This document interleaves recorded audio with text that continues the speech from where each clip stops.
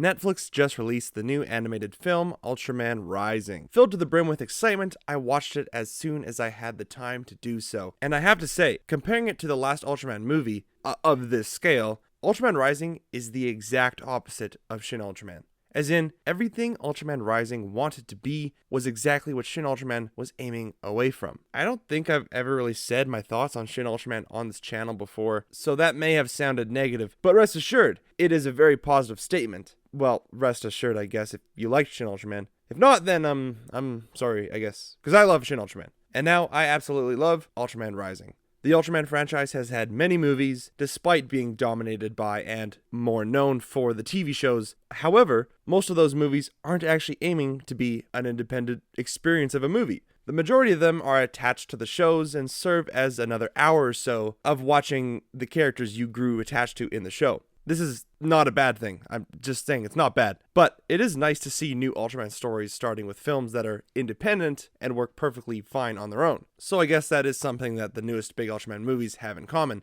And I do say newest big Ultraman movies because I'm not including the series movie events in this case. But even at that, Ultraman Rising is absolutely going to be an introduction to the franchise for a lot of people, specifically in Western markets. So knowing this, it's definitely made to work on its own and be a new, independent, and palatable film for people who have never heard of the Japanese superhero before, for people who only think of this guy when someone says Ultraman. Now, Shin Ultraman is also accessible for new fans, but it's more so in a way that is definitely made for old fans while being accessible to newcomers. Ultraman Rising feels more like it's made for new fans while having plenty of Easter eggs and excitement in the story for seasoned veterans of the franchise. The reason I am talking about all this is to try and express how fascinating I find this franchise, how we can have so many different types of projects releasing around the same time and have them all work. Because aside from the films, we're also getting the, albeit a little formulaic, but massively entertaining TV shows with,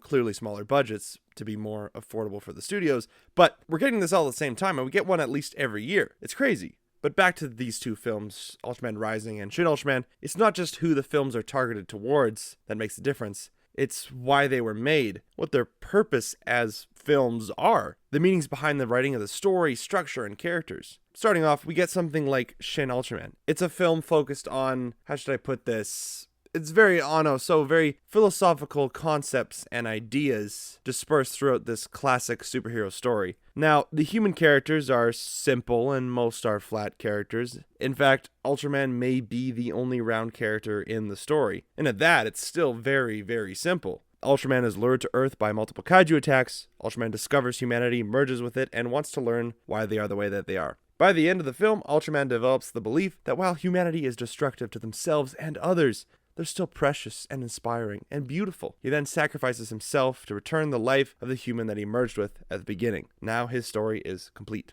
Yeah, it's simple, but it doesn't want to be a human drama. Shin Ultraman wants to be a film exploring these philosophical ideas that Anna writes about from an outside perspective. The human characters have their moments throughout the film for sure, but pretty much all stay the same at the end when reflecting on the characters at the beginning of the film, which isn't a bad thing, it's just a way of writing characters. It isn't about humanity going through change, it's about observing what is already there. Because of the nature of this film, it's also not structured in a traditional way to suit the human drama that people would expect. There are about 5 or 6 different segments. I don't know if you'd say there's 5 or 6. Thinking about the different ones, you could say either way. But these segments are part of an overarching story for sure, but written in a way that resembles an episodic TV series rather than what we've come to expect from a movie. It's creative, unique, and I'm absolutely here for it. But on top of this, let's be honest, the main goal is to be a blast of kaiju action, recreated moments from the original series, fun musical moments, and cheers and laughs and all that.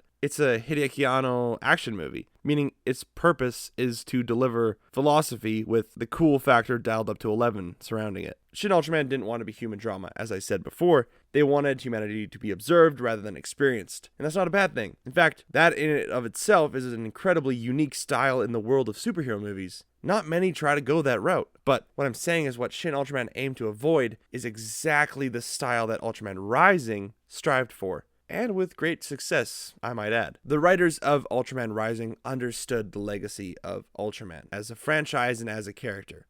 And they said it themselves, transformation is such an important part of these stories. Because of this, they wanted to write a story about transformation of the character. While Shin Ultraman may have coded its own philosophy with entertainment and fun, Ultraman Rising feels as if the entertainment is coded with its own human drama. And comedy as well, I might add. There's a lot of comedic charm to this movie.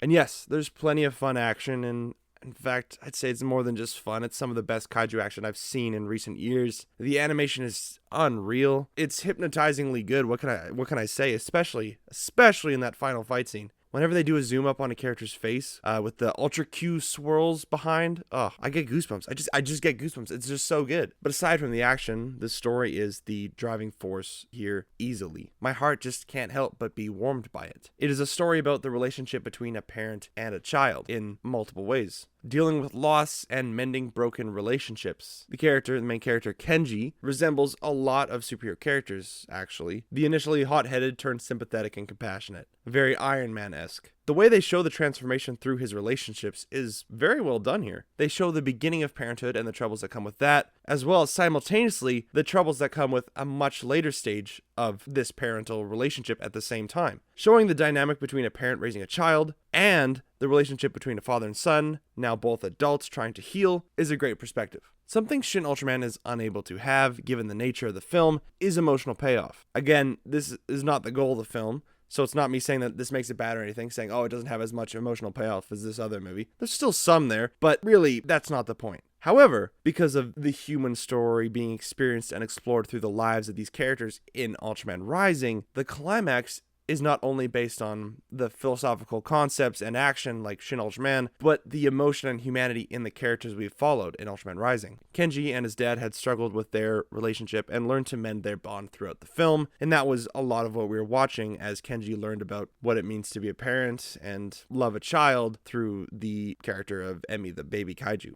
So, after all this, during the climax, having them literally come together to defeat the enemy was so satisfying. Because of the story that led up to it, having both Ultraman and Ultra Dad using the Spacium beam together as one is one of the best moments in the entire franchise. If I were to make a list of the Ultraman franchise's top 10 moments, that's 100% making an appearance somewhere on the list. It was an incredible moment, and especially, again, that's the emotional payoff of the story. Ultraman Rising was, quite frankly, a beautiful movie, and an incredible new Ultraman story as well. Just a good story. The biggest similarity between these two films, Ultraman Rising and Shin Ultraman, is that they both have just banger end credit songs. I don't know what to say. And here's the thing, my biggest sadness with Shin Ultraman was that they didn't use the original series opening as a musical beat for anything. But Ultraman Rising sure changed that. Now here I am, I've talked a bit about both of these films, and since I wanted to shed more positivity specifically on Ultraman Rising so that people would go watch it because it's great, I still love both of these movies. In fact, go watch Shin Ultraman as well, it's also great. But actually, I think I still like Shin Ultraman more. I like both of them, and these are definitely some of the best Ultraman movies out there, but Shin Ultraman still might be my favorite. And maybe I'll go through all the movies in a video someday, who knows. But if there's anything to take away from this video, or Shin Ultraman, Ultraman Rising, in fact, if there's anything to take away from the entire franchise with Ultraman Rising, it's this. Thanks to Emi and the composers of her theme, Hatsune Miku is now in the Ultraman franchise. Thanks for tuning in. I've been Shin Glassman, as well as one last call to subscribe, which also happens to be the first one, so I don't know why I said one last, but anyway, here's a call to subscribe. As always, I'll see you in the next one.